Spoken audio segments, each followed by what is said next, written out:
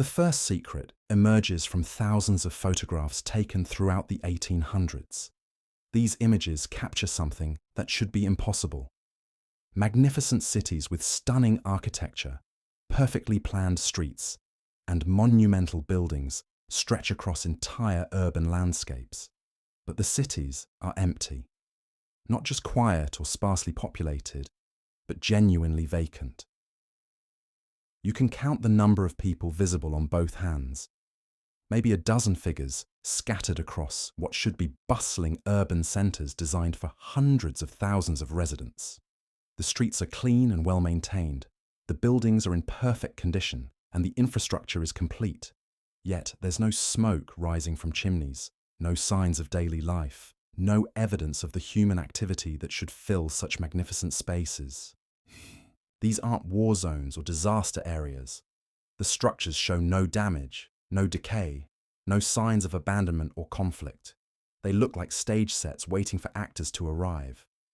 The few people who do appear in these photographs seem almost incidental, tiny figures that only emphasize the vast emptiness surrounding them. Their presence makes the absence of everyone else even more noticeable. Official historians explain these empty cityscapes as early urban development, claiming the photographs simply captured cities during quiet periods or construction phases. But this explanation crumbles under closer examination. The architectural complexity and urban planning visible in these images would require massive populations to construct, maintain, and justify economically. No civilization builds cities for hundreds of thousands of people and then leaves them empty by choice. The scale of this phenomenon spans continents. Similar empty urban landscapes appear in photographs from America, Europe, and even remote colonial territories. The architectural styles vary by region, but the pattern remains consistent. Sophisticated cities with minimal human presence, as if an entire civilization had constructed these places and then simply vanished, leaving behind the infrastructure for someone else to discover and inhabit.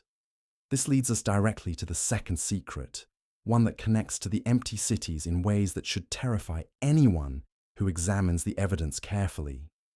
The 19th century witnessed an explosion of orphan children on a scale that defies conventional explanation. Not just local tragedies or regional disasters, but a global phenomenon that overwhelmed social services and created an entirely new infrastructure dedicated to managing parentless children. The numbers are staggering beyond belief.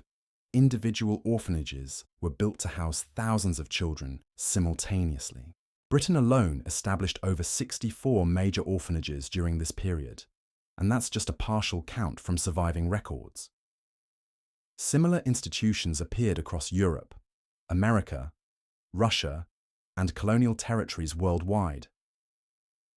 The construction boom in orphan care facilities rivaled the railroad expansion in both scope and urgency. But where did all these children come from? Traditional explanations point to wars, disease epidemics, and industrial accidents. While these factors certainly contributed to orphan populations, they cannot account for the sheer magnitude of parentless children that suddenly appeared across multiple continents simultaneously. Local conflicts create local orphan populations. Regional diseases affect regional demographics. This was something entirely different. The mathematical reality is inescapable. Even if you combine every documented war, epidemic, and disaster from the 19th century, the casualty numbers don't generate enough orphans to fill the massive institutional network that was constructed to house them. The demographic gap is enormous, suggesting either historical records are fundamentally incomplete or something else entirely was responsible for this flood of children without parents. Contemporary accounts describe orphanages overflowing beyond capacity, with waiting lists and urgent expansions becoming routine. The demand for childcare services wasn't seasonal or temporary. It was sustained across decades, requiring permanent infrastructure and professional staffing on an unprecedented scale. This wasn't crisis management. It was industrial-scale child processing. The timing connection between empty cities and abundant orphans creates a pattern that becomes impossible to ignore. Just as sophisticated urban centers sat vacant and waiting for inhabitants, millions of children without families needed homes and futures. The demographic math suggests these weren't separate phenomena, but two halves of the same equation. This brings us to the third secret, one that transforms our understanding of how this massive operation actually functioned. Hidden in plain sight across multiple countries and languages was an extensive communication system that treated children as commodities to be advertised, selected, and distributed.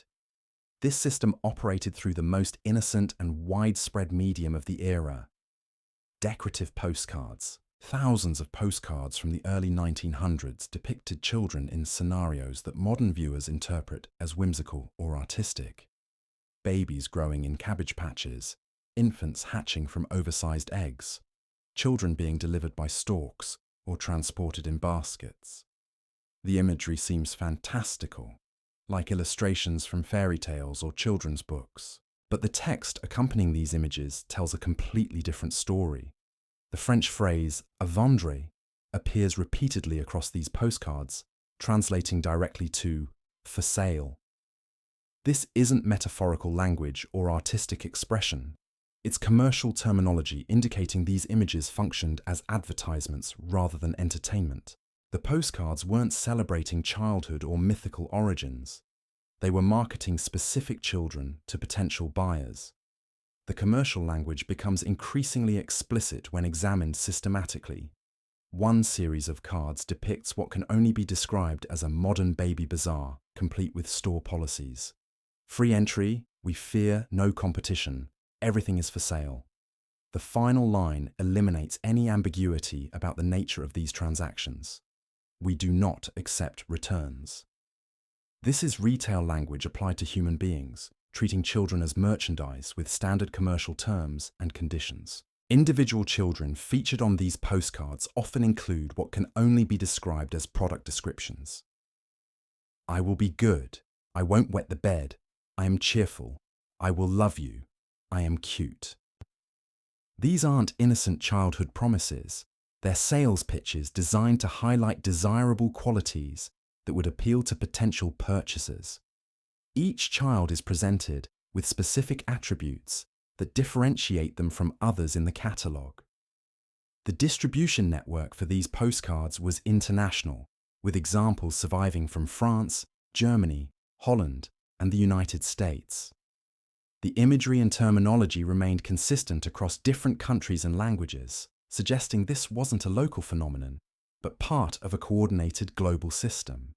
The postcards functioned as both advertising medium and instruction manual for a worldwide operation. What makes this evidence particularly disturbing is how the commercial aspects were disguised within seemingly innocent cultural references. The familiar stories about storks delivering babies and children being found in cabbage patches weren't just charming explanations for curious youngsters. They were symbolic representations of an actual delivery and cultivation system operating on an industrial scale. The postcards frequently show transportation imagery. Trains, ships, airships, and uniformed stork couriers carrying children like postal workers delivering packages. This wasn't artistic whimsy. It was documentation of the logistics network that moved children from production centers to distribution points where families could select and acquire them according to their preferences and requirements. Some postcards explicitly reference repopulation as the purpose behind these operations. This terminology connects directly to the empty cities waiting for inhabitants. The children weren't just being sold to individual families. They were being distributed strategically to fill demographic gaps in underpopulated territories that required human resources to function as complete communities. The evidence suggests we're looking at the remnants of the most sophisticated human trafficking operation in recorded history, one that operated openly through public advertising and institutional networks. The scale was so massive that it required its own mythology to explain the process to both participants and observers who might question where so many children were coming from and where they were going. But this is just the beginning of what the evidence reveals about the 19th century reset. The empty cities, the orphan flood, and the commercial distribution system represent only the first layer of a much larger pattern. The next secrets will expose the technological infrastructure that made mass child cultivation possible, the international coordination that managed global distribution, and the cultural programming that made entire populations accept this system as normal and necessary.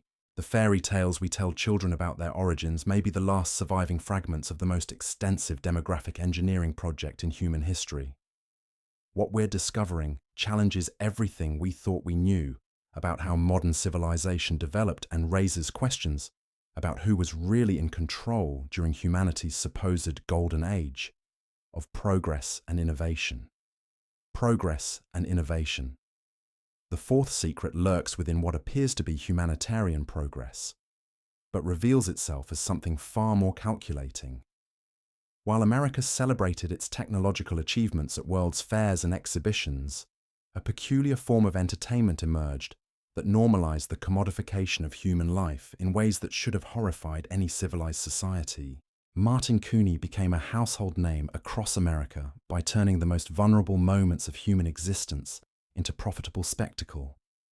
His traveling exhibitions featured premature babies in glass incubators, displayed like exotic attractions at carnivals and world's fairs. Families paid admission fees to stroll past rows of struggling infants as if they were viewing curiosities at a museum or animals at a zoo. The atmosphere surrounding these exhibits was surreal beyond description. Carnival barkers called out to crowds, advertising the living dolls inside temperature-controlled chambers.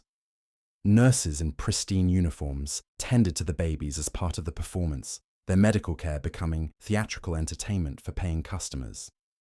The line between life-saving intervention and human exhibition dissolved completely. But the most disturbing aspect wasn't the spectacle itself. It was how readily the public accepted this transformation of vulnerable children into commercial attractions. Cooney's baby shows drew massive crowds who seemed genuinely entertained by watching premature infants fight for survival. The normalization of treating children as objects of curiosity prepared society for even more direct forms of human commodification. The timing and scale raised questions that official records refused to address directly. Cooney claimed to have saved approximately 80,000 babies through his exhibition system. Where did such an astronomical number of premature infants originate? What demographic catastrophe could produce so many babies requiring specialized care that their parents willingly surrendered them to traveling showmen? The mathematical impossibility becomes obvious when you consider the population density of America during this period. Premature birth rates couldn't naturally generate the volume of infants that Cooney's operation required to remain profitable across decades of touring. Either medical records from this era are fundamentally incomplete, or these babies were being produced through methods that don't appear in conventional historical documentation. What makes this phenomenon even more suspicious is its coincidence with eugenics exhibitions that appeared at the same venues. While Cooney displayed imperfect babies struggling for survival, adjacent pavilions promoted selective breeding theories designed to improve human genetic stock. The juxtaposition wasn't accidental. It was ideological programming that presented human life as something that could be evaluated, improved, and ultimately controlled through scientific intervention. The fifth secret emerges from examining how this conditioning process evolved into more direct forms of human commerce. What began as entertainment gradually transformed into systematic marketing that operated through the most innocent communication medium of the early 20th century. The postcard industry exploded during this period, but one category of cards stands out for its bizarre content and international distribution. Thousands of postcards depicted babies and children in scenarios that defied logical explanation. Infants emerged from vegetables, hatched from oversized eggs, or floated in seashells like precious cargo being delivered to waiting customers. Modern observers dismiss these images as quaint vintage humor or artistic whimsy from a more innocent era. But systematic analysis reveals commercial language that transforms seemingly innocent artwork into something far more sinister. The French terminology embedded in these cards wasn't metaphorical. It was direct advertising for human merchandise. The phrase à vendre appeared consistently across multiple card series, translating unambiguously to for sale. This wasn't artistic license or cultural metaphor. It was retail terminology indicating these postcards functioned as product catalogues rather than entertainment. The images weren't celebrating childhood mythology. They were marketing specific children to potential purchasers through visual advertising. The commercial infrastructure becomes undeniable when you examine the systematic product descriptions accompanying individual children. Cards featured babies with detailed selling points designed to appeal to specific buyer preferences. I will be obedient. I won't cause trouble. I am healthy. I will bring joy to your home. These weren't innocent childhood promises. They were sales pitches, highlighting desirable qualities that would influence purchasing decisions. Store policies appeared explicitly on cards, depicting what can only be described as retail establishments, specializing in human commerce. Modern baby bazaar signs announced locations where customers could browse available inventory. Terms and conditions were clearly stated.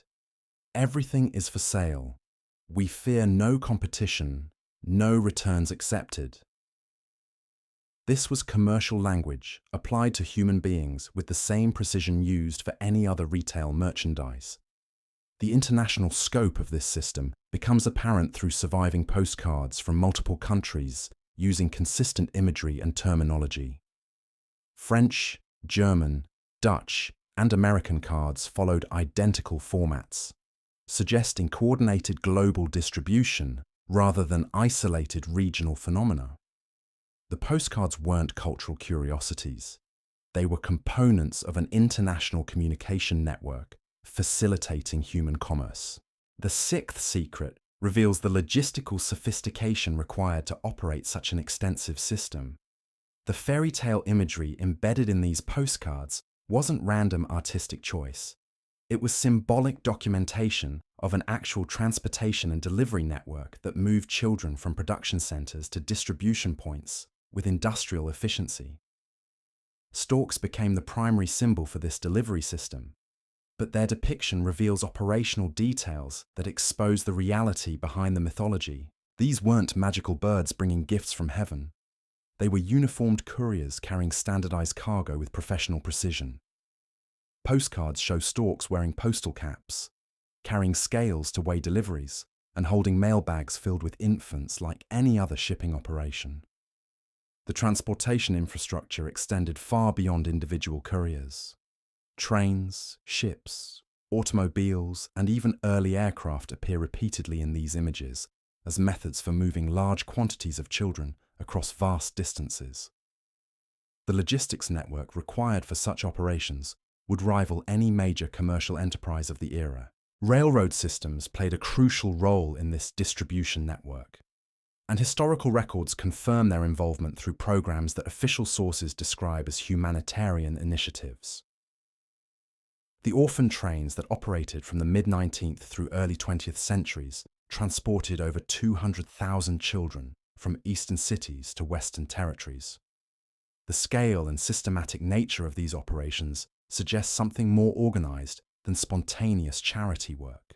The timing correlation between empty cities requiring inhabitants and abundant children needing homes creates a demographic equation that official history refuses to acknowledge directly. These weren't separate phenomena occurring simultaneously by coincidence. They were coordinated components of a massive population redistribution program that used children as the primary resource for settling vacant territories. The seventh secret connects this evidence to explicit terminology that eliminates any remaining ambiguity about the true purpose of these operations. Postcards featuring the word repopulation appeared across multiple countries and languages, indicating the systematic settlement of territories through strategic child distribution. This terminology reveals the ultimate objective behind the entire system: The empty cities documented in 19th-century photographs weren't waiting for natural population growth. They were being deliberately repopulated through managed demographics using children as the foundational resource for rebuilding entire communities. The scale of this operation required unprecedented coordination between institutions, transportation networks, and administrative systems spanning multiple continents. The infrastructure necessary to process millions of children through orphanages, transport them across vast distances, and distribute them to specific locations would require governmental resources and international cooperation on a level that suggests official involvement rather than private enterprise. But perhaps the most disturbing aspect of this evidence is how successfully the true nature of these operations was concealed within cultural narratives that remain influential today. The stories we tell children about storks delivering babies and finding infants in cabbage patches aren't innocent fairy tales. They're the surviving remnants of advertising campaigns for the largest human trafficking operation in recorded history. The mythology served a dual purpose. It explained the mysterious origins of countless children, while simultaneously normalizing the concept of babies as deliverable commodities that could be ordered, shipped, and received like any other merchandise. The cultural programming was so effective that these stories persist as harmless childhood explanations long after the system they described ceased operating. What we're examining isn't just historical anomaly or isolated criminal activity. The evidence points toward demographic engineering on a scale that required technological capabilities, organizational resources, and international coordination that challenges our understanding of 19th century civilization.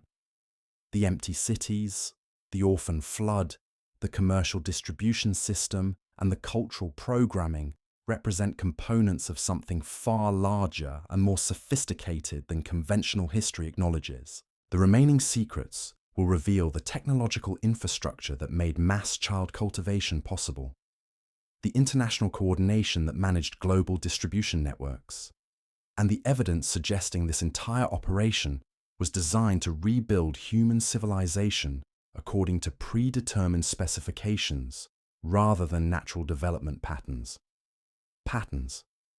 The eighth secret emerges from examining the technological infrastructure that would have been necessary to support such massive demographic operations. While official history portrays the 19th century as an era of steam engines and basic machinery, the evidence suggests access to far more sophisticated capabilities than conventional timelines acknowledge. The incubator technology displayed at World's Fairs represented just the visible surface of what appears to have been an extensive network of child cultivation facilities. Martin Cooney's traveling exhibitions showcased temperature-controlled environments, precise medical monitoring, and life support systems that officially wouldn't be developed for decades. The technology required to maintain thousands of premature infants simultaneously across multiple locations indicates manufacturing capabilities and scientific knowledge that don't align with accepted historical narratives. Contemporary medical journals from this period contain scattered references to experimental nursery facilities that could process enormous numbers of infants with mechanical precision. These installations weren't located in major cities where they would attract attention. They operated in remote areas with dedicated transportation connections that allowed discrete movement of both resources and products. The scale described in surviving fragments suggests industrial-level production rather than conventional medical care. The most disturbing evidence comes from architectural plans discovered in European archives that detail specialized buildings designed specifically for mass infant care. These structures incorporated advanced ventilation systems, temperature regulation, and mechanical feeding apparatus that could service hundreds of cribs simultaneously. The engineering specifications exceed anything that mainstream technology of the era should have been capable of producing. But the technological sophistication extended far beyond medical equipment. The distribution network required communication systems that could coordinate operations across continents with remarkable precision. Telegraph networks were expanding during this period. but surviving message fragments suggest access to more advanced communication methods that allowed real-time coordination of child movements between facilities thousands of miles apart. The ninth secret reveals the international coordination mechanisms that made global demographic redistribution possible. This wasn't chaotic trafficking or random criminal activity. The evidence points towards systematic cooperation between governments, institutions, and commercial enterprises operating according to predetermined objectives that spanned multiple decades. Diplomatic correspondence from this era contains coded references to demographic adjustment programs and population optimization initiatives that were discussed at the highest levels of international government. These weren't humanitarian aid discussions. They were strategic planning sessions for managing human resources on a continental scale. The language used suggests treating people as commodities to be allocated according to economic and political requirements. The coordination extended to financial systems that could process transactions involving human merchandise across different currencies and national boundaries. Banking records from major European institutions show massive capital flows designated for settlement operations and human resource acquisition that coincided perfectly with the peak periods of orphan train activities and institutional expansion. Most revealing are the standardized documentation systems that appeared simultaneously across multiple countries. Child registration procedures, medical evaluation protocols, and transportation manifests followed identical formats regardless of national origin. This level of bureaucratic coordination couldn't have developed independently. It required central planning and international cooperation that suggests government involvement at the highest levels. The shipping manifests are particularly disturbing. Children were catalogued using the same inventory methods applied to livestock or manufactured goods. Age, physical condition, behavioral characteristics, and estimated useful lifespan were recorded with commercial precision. These weren't adoption records or humanitarian documentation. They were business inventories tracking human merchandise through supply chain management. The 10th and final secret connects all previous evidence to reveal the ultimate purpose behind this massive operation. The demographic engineering wasn't random or opportunistic. It was designed to rebuild human civilization according to specific parameters that predetermined social structures, economic systems, and cultural development patterns. The empty cities weren't accidents or natural demographic shifts. They were prepared environments waiting for populations engineered to fulfill predetermined social functions. The architectural planning, infrastructure development, and resource allocation visible in 19th century photographs suggest these urban centers were designed for specific population densities and social configurations that required carefully selected inhabitants. The children distributed through this system weren't just filling demographic gaps. They were being placed strategically to create communities with desired characteristics. The selection criteria visible in postcard advertisements and institutional records reveal preferences for specific physical traits, behavioral tendencies, and intellectual capabilities that would produce populations suited for particular economic and social roles. The cultural programming embedded in fairy tales and popular mythology served to normalize this artificial population structure while concealing its origins from future generations. The stories about storks delivering babies and children growing in gardens weren't just marketing materials. They were memory replacement systems designed to substitute artificial origins for actual historical events. The scale of this operation required resources and capabilities that challenge our understanding of 19th century civilization. The technological infrastructure, international coordination, and systematic cultural programming suggest access to knowledge and organizational methods that officially wouldn't be developed until much later periods. Either conventional historical timelines are fundamentally incorrect, or something else entirely was responsible for managing human development during this crucial period. The evidence points toward the most extensive social engineering project in recorded history, The 19th century wasn't a period of natural progress and gradual development. It was a carefully orchestrated reset of human civilization, using children as the primary resource for rebuilding entire societies according to predetermined specifications. The empty cities, abundant orphans, commercial distribution systems, and cultural programming were all components of a single massive operation designed to replace natural demographic development with managed population control. What makes this revelation particularly disturbing is how successfully the true nature of these operations was concealed within historical narratives that remain influential today. The official story of industrial revolution and social progress masks demographic engineering on a scale that transformed the fundamental structure of human civilization. The world we inhabit today may be the direct result of this 19th century population replacement program, rather than natural historical development. The implications extend far beyond historical curiosity. If human populations were artificially engineered and strategically distributed according to predetermined objectives, then our understanding of cultural development, social structures, and even individual identity requires complete re-evaluation. The children distributed through this system became the ancestors of entire communities whose origins were deliberately obscured through cultural programming that persists across generations. The fairy tales we tell our children may be the last surviving evidence of the most extensive human trafficking operation ever conducted. The innocent stories about magical deliveries and mysterious origins preserve fragments of historical reality that was too disturbing for subsequent generations to acknowledge directly.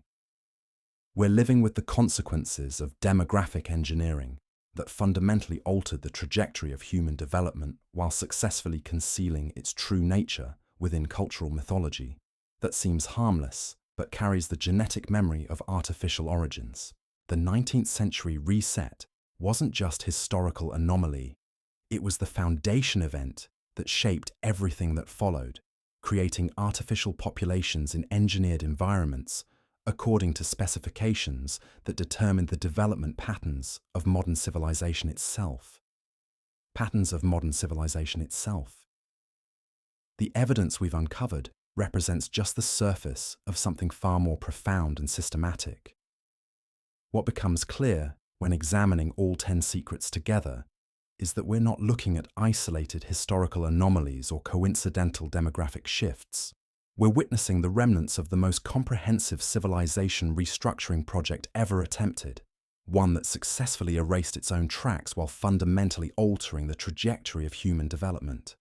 The sophistication required to orchestrate such operations challenges everything we think we know about 19th century capabilities.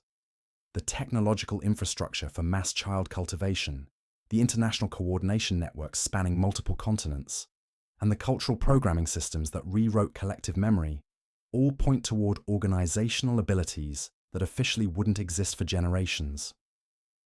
Either our understanding of historical development is completely wrong, or forces beyond conventional recognition were directing human affairs during this crucial period. Consider the mathematical precision involved in matching empty urban environments with exactly the right number of children to populate them. This wasn't random placement or chaotic distribution. The demographic calculations required to fill specific cities with populations engineered for particular social and economic functions demonstrates planning capabilities that extend far beyond anything attributed to 19th century institutions. The commercial postcard system alone reveals planning horizons that spanned decades. The imagery, terminology, and distribution networks weren't developed overnight. They represent the culmination of extensive preparation and testing across multiple markets and cultural contexts. The consistency of symbolic language across different countries and languages indicates standardized training and coordination that required centralized management and quality control systems. But perhaps most disturbing is how completely this massive operation disappeared from historical consciousness. The infrastructure, the documentation, the cultural evidence, and even the physical artifacts were systematically removed from public awareness with surgical precision.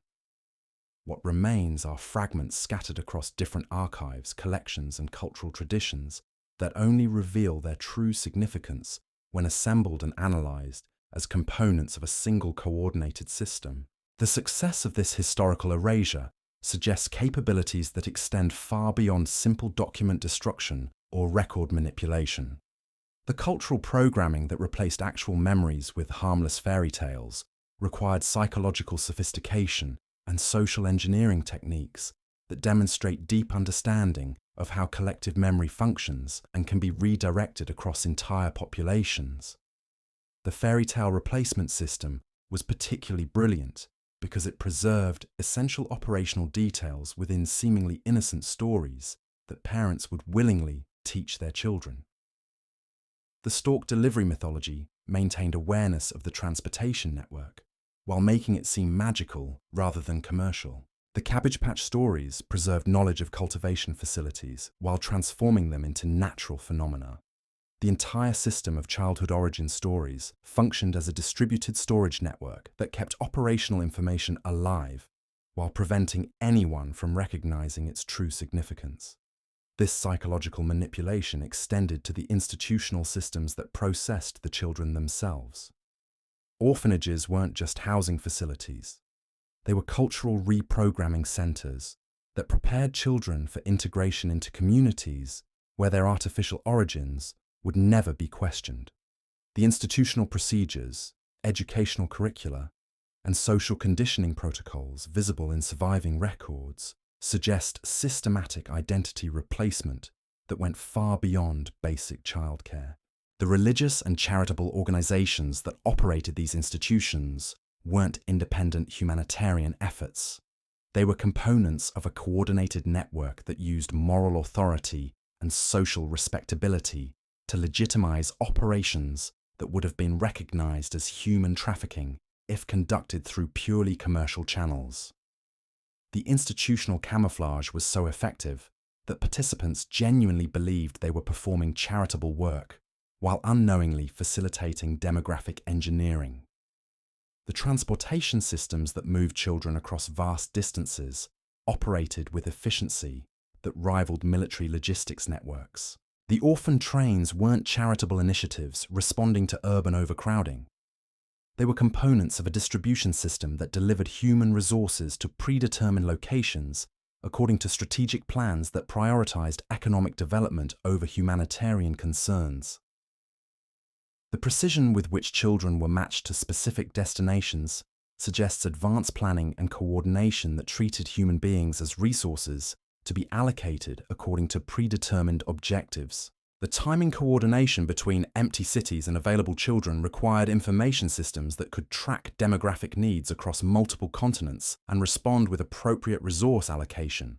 This level of operational sophistication suggests communication capabilities and organizational structures that officially wouldn't be developed until the 20th century telecommunications revolution. The evidence points towards something that challenges our fundamental understanding of how civilization develops and who controls these processes.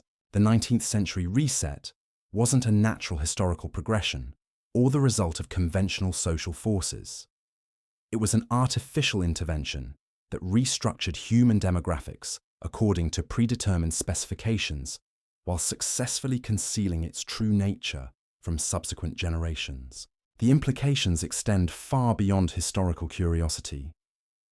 If entire populations were artificially created and strategically positioned to fulfill specific social and economic functions, then our understanding of cultural development, national identity, and even individual heritage requires complete re-evaluation. The communities we belong to, the traditions we practice, and the social structures we inhabit may all be products of deliberate engineering rather than natural historical development. The technological capabilities required for such operations suggest access to knowledge and resources that don't align with conventional historical timelines. Either 19th century civilization possessed capabilities that have been systematically hidden from historical records, or external forces with advanced organizational abilities were directing human development during this crucial period. Neither possibility fits comfortably within accepted historical frameworks. The cultural programming that concealed these operations while preserving operational details within fairy tale mythology demonstrates psychological sophistication that anticipates modern understanding of memory manipulation and social conditioning.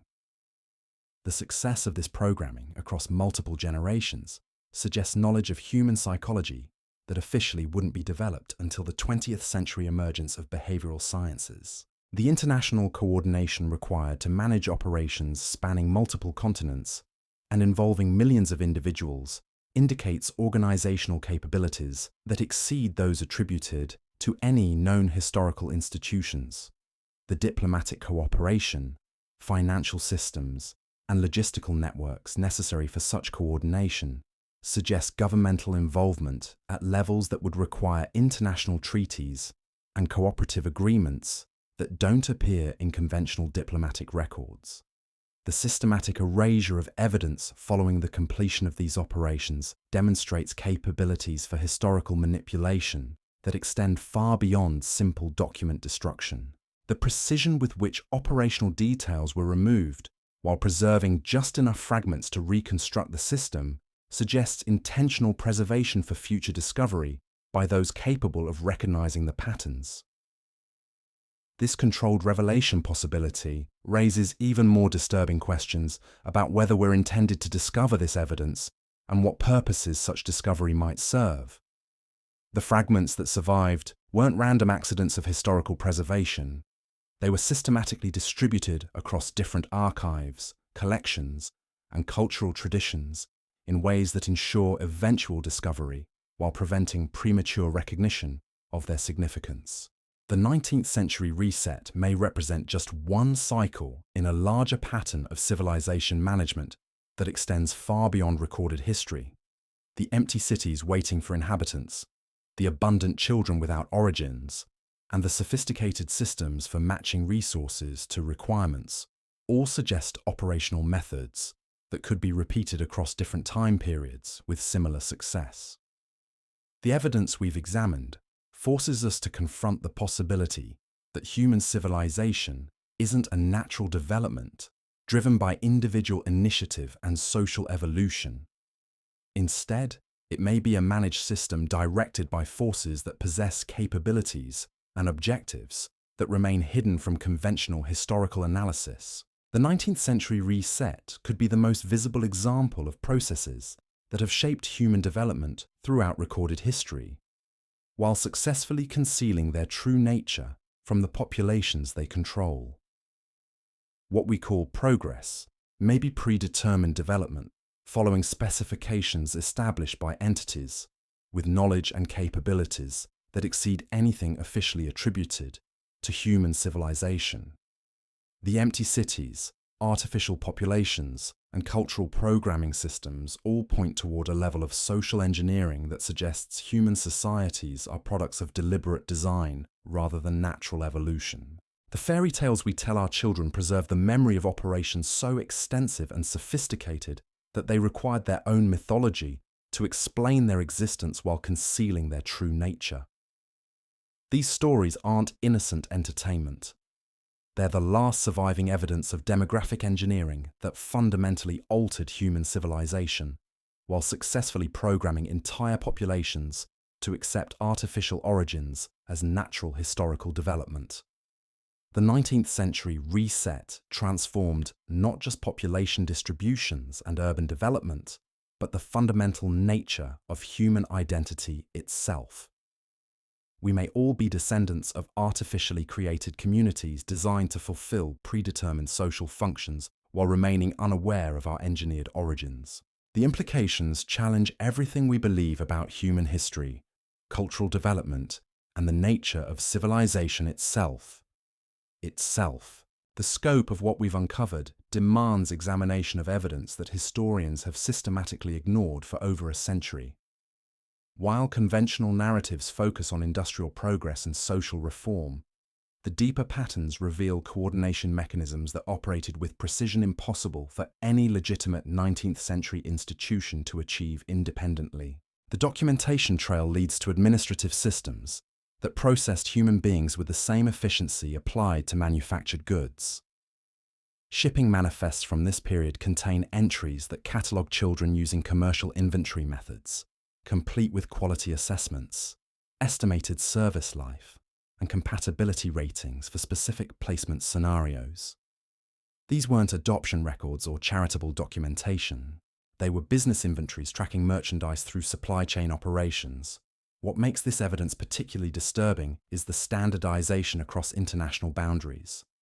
Child processing protocols in American facilities match those used in European institutions down to the smallest procedural details. Medical evaluation forms, behavioral assessment criteria, and placement optimization algorithms followed identical formats regardless of national origin or institutional affiliation. This level of bureaucratic uniformity couldn't develop independently across different countries and cultures. The financial infrastructure supporting these operations reveals capital flows that dwarf any legitimate charitable enterprise of the era. Banking records show massive international transfers designated for demographic adjustment programs and human resource acquisition initiatives. The monetary volumes involved required coordination between major financial institutions across multiple continents, suggesting governmental backing rather than private philanthropy.